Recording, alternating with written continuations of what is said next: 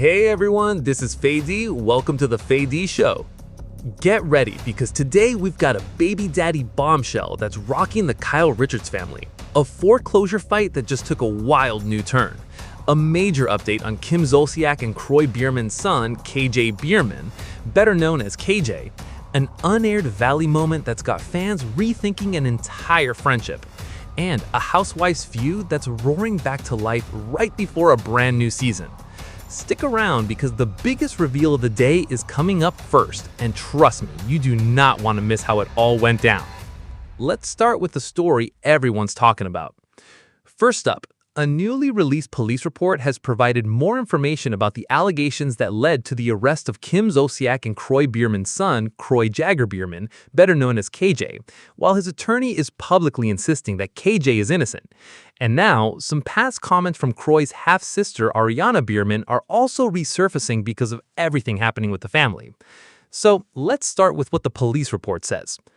According to the newly released report, the alleged incident took place on April 23rd at a Lifetime Fitness location in Alpharetta, Georgia. The girl involved reportedly went to the gym because she had a chiropractor appointment.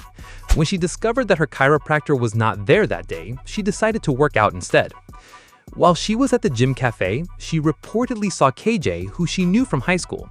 According to the report, the two had been friends for some time, and she described him as someone who could be flirty and joking. The report says they began talking, and KJ allegedly asked whether she wanted to go into the co-ed sauna with him. According to the allegations in the police report, the interaction then moved toward a family locker room. The girl alleged that KJ became increasingly physical and that she told him no multiple times and tried to get away. The police report contains serious allegations about what happened inside the locker room. Because KJ is 15 years old, I'm not going to repeat the graphic details. What is important is that the girl told police she repeatedly tried to stop the encounter and eventually managed to get away. She reportedly left the area while KJ left as well. According to police, surveillance footage showed both of them entering the family dressing room. Approximately 20 minutes later, the girl reportedly left the dressing room and headed toward the lobby, while KJ went into the sauna alone. The girl reportedly went to school the following day, but later left after seeing KJ's girlfriend. She eventually told her grandmother about what she said had happened at the gym. The report also notes that she acknowledged she and KJ had previously kissed consensually. Now, another important part of the police investigation involves testing. According to the report, testing was conducted and the results reportedly found no male or human DNA belonging to KJ in the areas examined. KJ's attorney, Jason Sheffield, has also spoken publicly about the case, and he is adamant that KJ is innocent. Sheffield criticized the release of information involving juveniles and said that KJ had attempted to provide evidence to the arresting officer. The attorney also said that KJ took a polygraph examination conducted by a respected sex offender polygraph examiner and passed it. Sheffield further pointed to the reported DNA findings and argued that the evidence should have been considered before the arrest. KJ is reportedly being held at the Metro Regional Youth Detention Center. A bond had not been set, and a preliminary hearing is scheduled for September 8th. Kim Zolciak has also publicly defended her son. In a statement to US Weekly, Kim called the allegations reckless and deeply troubling. She said KJ categorically denied being involved with the woman or engaging in the conduct she alleged. She also said that her son voluntarily took and passed a polygraph examination. She said an examination had also been conducted and that no DNA belonging to her son was found. Kim acknowledged that false accusations can have devastating consequences, while also saying that legitimate allegations of sexual assault deserve to be taken seriously and investigated based on facts and evidence. She said that nobody should be publicly condemned based solely on an accusation, and asked people to allow the proper process to take its course. But there's another part of the story that has now resurfaced, and it involves Ariana Biermann. Ariana is Kroy Biermann's daughter from a previous relationship, and KJ's half-sister. In 2025, Ariana spoke publicly about the effect her parents' difficult divorce was having on the younger children. During an appearance on Gia Judith's Casual Chaos podcast, Ariana said that she had told Kim and Kroy that they needed to focus on their children while dealing with their divorce. Ariana described the constant police calls and accusations happening publicly between Kim and Kroy as coming from hurt, anger, and money issues. She also said that her siblings were caught in the middle of their parents' conflict. She said that money and the stress around it should never have been something her siblings had to worry about. She also spoke about her younger sister Kaya and her brothers, saying that she believed therapy could be beneficial for the family. Those comments are now being looked at again because of the latest allegations involving KJ. But it is important to remember that Ariana's comments were made in the context of her parents' divorce in 2025, before this latest case. They should not automatically be treated as a prediction or an explanation for what is happening now. At this point, we have allegations, a police report, statements from the girl involved, surveillance information, reported testing results, and a strong denial from KJ and his attorney. We also have Kim publicly defending her son and asking people to allow the legal process to establish what actually happened. This is clearly a situation where people need to be careful before deciding that they know the complete truth. The allegations are serious, but KJ is 15 years old, the case is still developing, and an accusation is not the same as a conviction. At the same time, allegations of this nature should be properly investigated. The most responsible thing now is to allow the evidence and legal process to move forward, rather than turning an unresolved case into social media judgment. What do you think about the new information from the police report, KJ's attorney's defense, and Kim Zolciak's statement? And what do you make of Ariana Biermann's old comments resurfacing now? Next up, Farrah Brittany, the eldest daughter of RHBOH Kyle Richards, just pulled off a 2-for-1 reveal that nobody saw coming. Farrah, who works as a real estate agent at the agency, the brokerage founded by her stepfather Mauricio Umansky, announced last month that she was pregnant, but she kept the identity of the father a total secret. That mystery is officially over.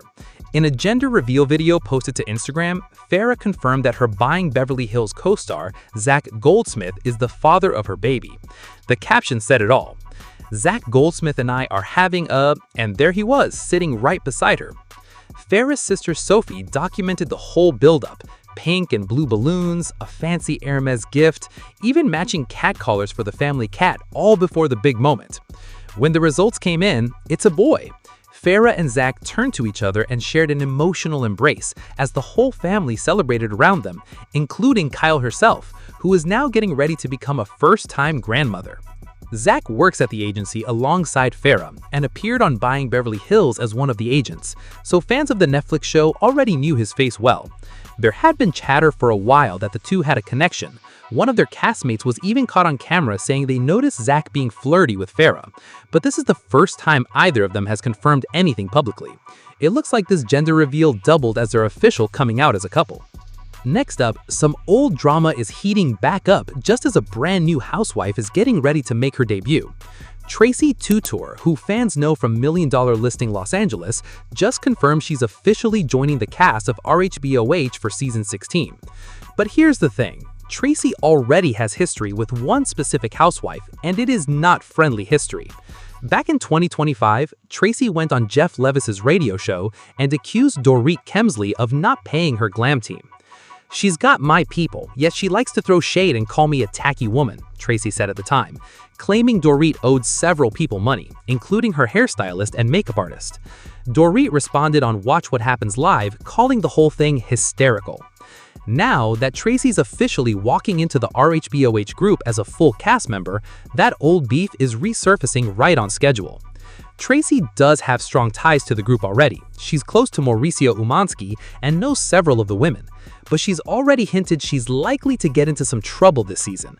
And with Dorit already in her sights, it sounds like she wasn't kidding. And speaking of Dorit, her financial drama is far from over. Attorney Ronald Richards, who's been tracking Dorit and her estranged husband Paul, better known as PK Kemsley, and their ongoing mansion dispute, just revealed a confidential loan offer sheet that was sent directly to PK. The document, from a lender named Alex Goralnik at Private Money Solutions, laid out the only terms under which PK could get another extension on the loan. But according to Ronald, PK never actually followed through on those terms. Dorit's Kemsley auction sale is in chaos, Ronald wrote, adding that the second lender is now afraid to take back the property because of everything involved with dealing with Dorit. The home's foreclosure sale, which was originally set for August 18th, has now been pushed back to August 26th, the latest in a long string of delays this year.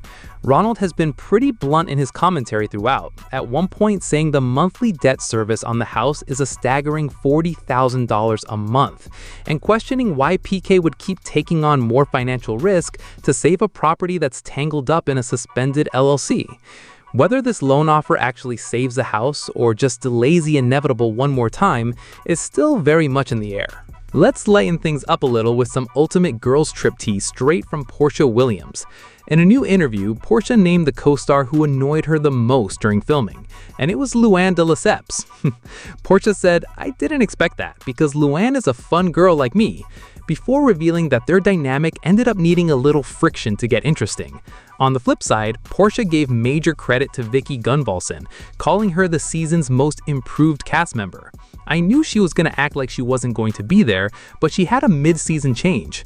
By the end of the season, you're going to see what she turned into." Between Vicki's glow-up and Luann's chaos, it sounds like this cast of Bravo legends brought it all. Sticking with Vicki for a second, over on Housewives of Orange County, Gina Kirschenheiter is opening up about just how deep Vicki's frustration ran this season. It all started when the cast wrote down honest opinions about each other, and Emily Simpson's note called Vicki a Debbie Downer. That one comment stuck with Vicki hard. "Oh my god, the way she harped," Gina said. She brought it up at every event, every table, every place that she was at, multiple times. Gina chalked it up partly to boomers not wanting to be boring, which is honestly a pretty funny way to put it. Gina also gave an update on her upcoming wedding to fiancé Travis Mullen, revealing the delay has partly been about getting a prenup in place. "I got married really young. I didn't do any of this my first go-around, and it got really messed up," she explained, adding that she wants to protect Travis's kids too and thinks every young person should be thinking this way. Over on House of Stassi, things are getting a little tense between sisters. Georgianna opened up on a podcast about the complicated history behind her sister Stassi Schroeder paying for both her wedding and later her divorce. "I will set the record straight here, because how infuriating was this? The wedding was a gift. It was literally a gift." According to Georgianna, she'd already planned her own wedding when Stassi found out she was getting married in a forest and offered to throw her a dream wedding instead. The situation apparently got messier when Stassi had issues with who Georgianna wanted to invite. Georgianna's larger point seems to be that even though the gesture was generous, it's since been thrown back in her face, a dynamic that's clearly playing out on camera this season. Switching gears to Summer House, Wes Wilson and Amanda Batula just gave fans a fun little social media moment, sharing photos from a weekend out with friends. Wes posted a shot of Amanda smiling with a pool cue, plus a playful reshare of himself taking a trick shot as Amanda did a handstand next to the table. Around the same time, Amanda posted her own photo of Wes and her friends relaxing in a yard. It's worth noting that both Wes and Amanda will not be part of the upcoming 11th season of Summer House, months after they went public with their relationship. But clearly, their bond off camera is still going strong. In some non-drama news, longtime America's Got Talent judge Simon Cowell will be stepping away from the show for the next several weeks as he undergoes back surgery. Simon has dealt with back issues ever since a serious 2020 electric bike accident that required a 6-hour surgery and left him with long-term nerve damage. Sources say this is being treated as a routine procedure with no new major health crisis, but it will still keep him off the judges panel for a few weeks. It's not yet clear who, if anyone, will fill in while he recovers. And finally, let's end things on a sweet note with Kandi Burruss's daughter, Riley Burruss. On the Next Gen NYC after show, Riley opened up about just how many creative talents run in the family. She revealed she plays instruments, raps, paints, DJs, and is even learning multiple languages, including Korean, Spanish, and a bit of Portuguese. After graduating from NYU with a music business degree, Riley said she's leaning into the corporate side of the industry, with hopes of eventually helping elevate Atlanta artists. It's clear the music gene runs deep in that family, and Riley seems determined to build her own lane in it. Alright, that's everything for today, but before you go, quick mid-video check-in. Which storyline has you most invested right now? The Kemsley foreclosure saga or the Valley drama? Drop it in the comments, I read every single one. Honestly, out of everything today, that unaired valley moment between Brittany and Nia hit different for me. It's rare you get that kind of raw honesty on a reunion stage, and it says a lot about how much these women have actually lived through together. I really hope Nia and Danny keep working through things the way they said they would. And can we talk about Farrah's reveal for a second? A baby and a boyfriend confirmation in one video. That's efficient. So tell me down in the comments, Team Farrah and Zach, or are you side-eyeing the timing? And if you enjoyed this one, make sure you hit that subscribe button so you never miss a single piece of Bravo tea. See you in the next one.